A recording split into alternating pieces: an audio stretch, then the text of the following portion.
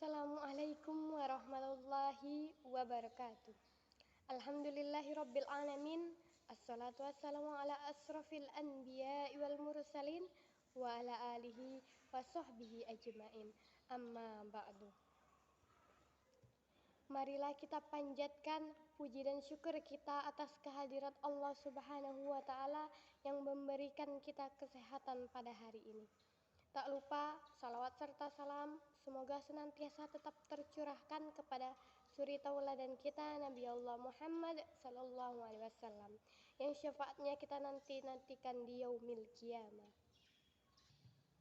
Baiklah, pada kesempatan yang berbahagia ini saya Saptadini dan rekan saya Annisa Mutahara, kami dari kelas manajemen dakwah A dengan mata kuliah filsafat dakwah dengan dosen pengampu Ibu Dr. Nurseri Hasna Nasution, Magister Agama.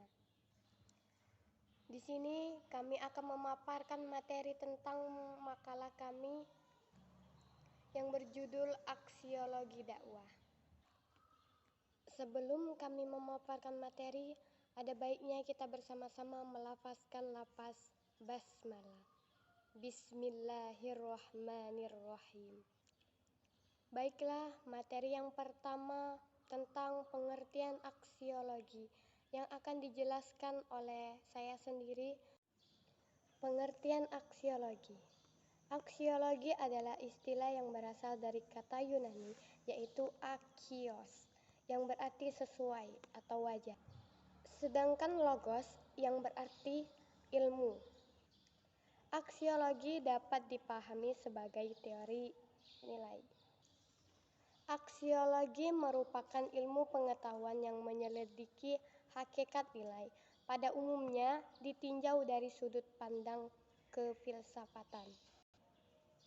Tujuan dasar ilmu dakwah dengan merujuk pada beberapa ayat Al-Quran yang relevan adalah yaitu yang pertama, menjelaskan realitas dakwah sebagai suatu kebenaran. Yang kedua, mendekatkan diri kepada Allah sebagai kebenaran. Yang ketiga, merealisasikan kesejahteraan untuk seluruh alam. Selanjutnya, materi yang kedua tentang memahami kebenaran yang akan dijelaskan oleh saudari Annisa Mutahara. Waktu dan tempat kami persilahkan. Baiklah, selanjutnya yaitu adalah B. Memahami kebenaran. Dalam Al-Quran, kebenaran itu disebut dengan istilah al-haq. Dalam Al-Quran, kebenaran berhubungan dengan keadilan dan persamaan. Berikut ini akan dikemukakan beberapa ayat Al-Quran yang diantara kandungan katanya adalah istilah al-haq, yaitu 1. Maka zat yang demikian itulah Allah Tuhan kamu yang al-haq, maka tidak ada sesudah kebenaran itu, melainkan kesesatan. Maka bagaimanakah kamu dipalingkan dari kebenaran? Quran Surah 10 ayat 32. Selanjutnya yang kedua yaitu kuasa Allah yang demikian itu, karena sesungguhnya Allah dialah yang al-haq, dan sesungguhnya apa saja yang mereka seru selain Allah adalah batil. Quran Surah ke-22 ayat 62. Yang ketiga, di hari itu Allah akan memberi mereka balasan yang setimpal menurut semestinya, al-haq, dan tahulah mereka bahwa Allah lah yang al-haq. Quran Surah 24 ayat 25. Beberapa ayat Al-Quran seperti yang diketahui tadi memberitahukan bahwa kebenaran itu milik Allah, bersifat abadi, sangat nyata, dan tidak pernah membuat celaka bagi umat manusia khususnya.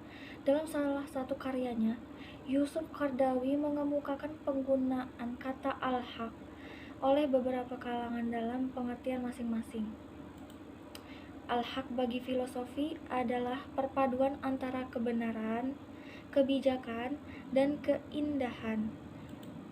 Mereka yang menekuni bidang etika mengartikan al-haq sebagai sisi lain dari kewajiban, seperti dapat dipahami dari ungkapan setiap hak harus diimbangi dengan kewajiban. Terima kasih kepada Saudari Annisa Mutahara. Selanjutnya adalah materi yang ketiga yang akan saya jelaskan sendiri mengenai persoalan rekayasa masa depan. Persoalan rekayasa masa depan. Perubahan sosial adalah perubahan dalam segi struktur dan hubungan sosial. Ilmu dakwah sepakat bahwa arah tujuan perubahan sosial dapat diramalkan, direncanakan, dan diarahkan. Perubahan sosial yang bergerak melalui rekayasa sosial terutama dapat dimulai dari perubahan individual, baik dalam cara berpikir maupun bersikap. Dalam konteks dakwah, arah perubahan yang dituju adalah pembentukan khairu ummah.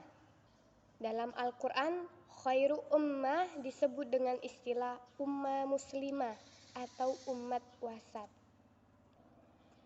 Sebagai suatu sistem rekayasa sosial mempunyai beberapa unsur, yaitu pertama, strategi perubahan dapat berubah menjadi strategi pembangunan, revolusi, persuasif, normatif, reedukatif.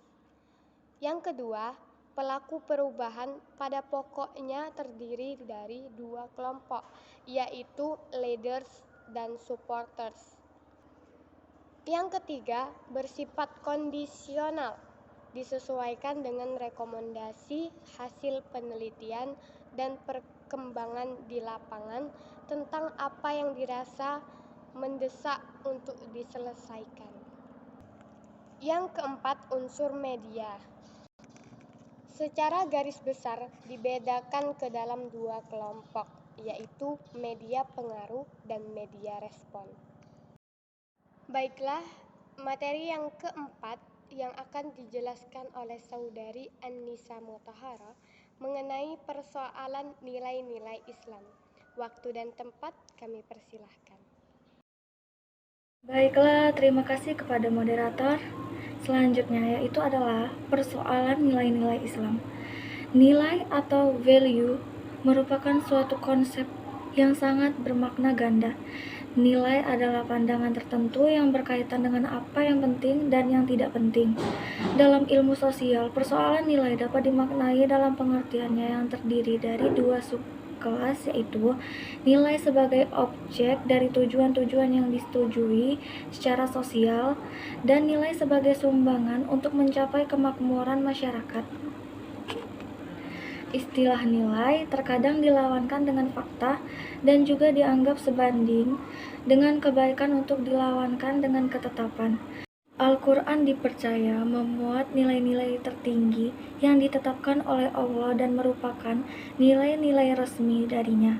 Nilai-nilai yang termuat dalam Al-Quran selamanya ada di langit kecuali setelah melalui proses dakwah. Apa yang paling dasar dan paling sentral dari nilai-nilai Islam adalah tauhid. Tauhid adalah suatu konsep sentral yang berisi ajaran bahwa Tuhan adalah pusat dari segala sesuatu dan bahwa manusia harus mengabdikan diri sepenuhnya kepada Tuhan. Konsep tauhid itu ternyata mempunyai arus balik kepada manusia. Di dalam Al-Quran banyak dijumpai seruan agar manusia beriman dan beramal sebagaimana ayat berikut ini, yaitu mereka yang beriman kepada yang gaib, yang mendirikan salat dan menafkahkan sebagian rezeki yang kami anugerahkan kepada mereka. Quran Surah 2 ayat 3. Terima kasih kepada Saudari Annisa Mutahara. Selanjutnya adalah kesimpulan yang akan saya jelaskan. Kesimpulannya adalah aksiologi dakwah secara sederhana adalah menelusuri nilai-nilai yang terkandung dalam kegiatan dakwah. Nilai-nilai dakwah universal yang dapat diaplikasikan dalam kehidupan umat diantaranya kedisiplinan, kejujuran, kerja keras, kebersihan, dan kompetensi. Selain itu, masih banyak lagi nilai-nilai dakwah universal yang terkandung di dalam dakwah itu sendiri. Selain itu, bagi para dai yang menjadi pelaku dakwah, Aksiologi dakwah juga mengajarkan bagaimana etika seorang dai yang seharusnya dalam menjalankan peranannya, di antaranya dakwah hendaknya dilakukan dengan menafsirkan unsur-unsur kebencian.